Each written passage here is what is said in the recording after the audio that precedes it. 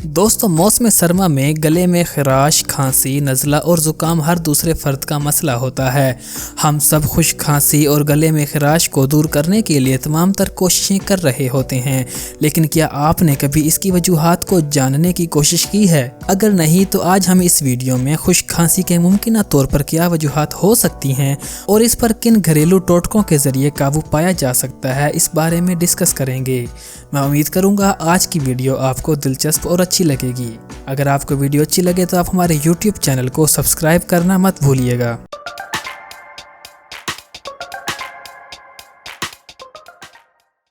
खुश खांसी की वजूहात।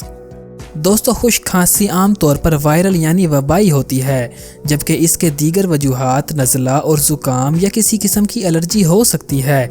खुश खांसी का अगर बर वक्त इलाज ना किया जाए तो आगे जाकर ये दमे या किसी दूसरी बड़ी बीमारी की बाइस बन सकती है। खुश खांसी पर काबू कैसे पाएं?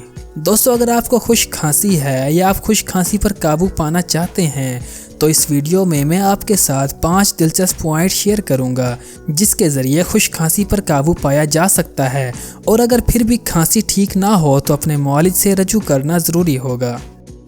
नंबर 1, खुश खांसी पर काबू पाने के लिए नमक और नीम गर्म पानी के गरारे करना बेहद मुआविन साबित हो सकता है। नंबर 2, हल्दी या गर्म पानी की भाप लेना भी मददगार साबित होता है। नंबर 3, दोस्तों, अगर आपको खुश खांसी है तो इसके लिए ज़रूरी है कि आप ज़्यादा से ज़्यादा पानी पिएं और ऐसी ग़िज़ा का इस्तेमाल करें जिससे गला खुश्क ना रहे। नंबर 4, दोस्तों, अनानास के अंदर ब्रोमीलियन नामी जूस पाया जाता है जिसमें बेहतरीन एंटी इन्फ्लेमेटरी खासियत पाई जाती है। खुश खांसी पर ताज़ा अनानास का इस्तेमाल करना भी मुफीद साबित होता है। नंबर 5, दोस्तों, बहुत से खुश्क मसाला जात में एंटी इन्फ्लेमेटरी खासियत पाई जाती है जो कि गले में खराश और खांसी के खिलाफ मुआविन साबित होते हैं। इन मसाला जात में दारचीनी काफ़ी मुफीद है। दोस्तों, आज के लिए इतना ही। मैं उम्मीद करता हूँ आज की वीडियो आपको ज़रूर पसंद आई होगी।